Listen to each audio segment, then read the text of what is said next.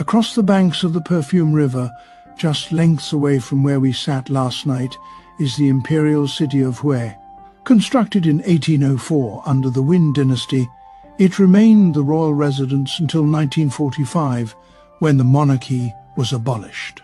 This is the Meridian Gate, which leads into the Imperial Citadel.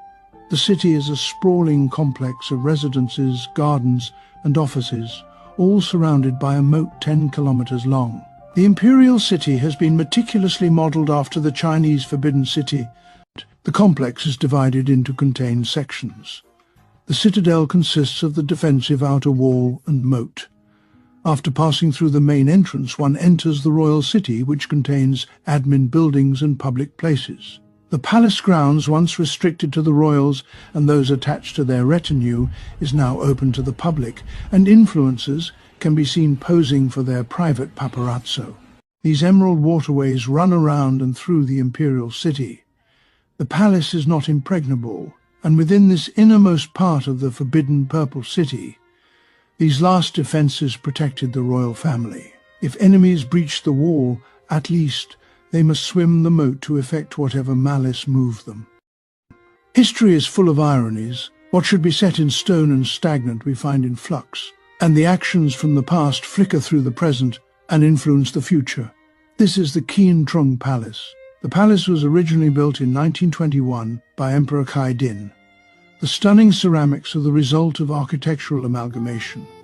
The unique combination of Italian Renaissance, French classicism, and traditional Vietnamese. The palace we see is a restoration. In 1945, the last monarch Bao Dai abdicated the throne during the Vietnam Revolution. Bao Dai's abdication ended 2,500 years of the Vietnamese royal family.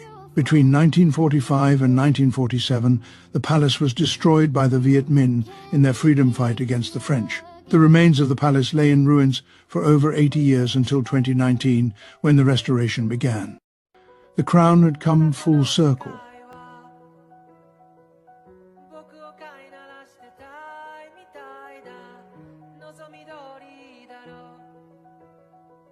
Out of the kiln emerged this new nation. There was no room in this new regime for the old, or for ceremonial significance, and it decisively dispatched both crown and colonialists. Bao Dai was the last emperor to reside here, and his son Bao Long, the last to be born here. The royal family resettled in Vietnam before eventually moving to China, then France. The crown had come full circle. The French were eventually defeated at the Battle of Dien Bien Phu, and despite sounding like a menu item, that decisive battle signified independence. Visitors from France walk the halls, examining the artifacts, proof that in time, and with time, fights as fierce as that one can be forgiven, if not forgotten. The palace is an unmistakable historical marker in Vietnamese history. This site was a kiln. The monarchy was the soft clay, representing the archaic, an inheritance and hindrance from the old world. Then came the fire, the Vietnam Revolution, breaking free of the colonial French. The monarchy was the past, the French were the present, but their future would come out of the fire. The French were eventually defeated at the Battle of Dien Bien Phu, and despite sounding like a menu item, that decisive battle signified independence. No part of Vietnam was a colony, and nowhere within these borders would the French flag fly.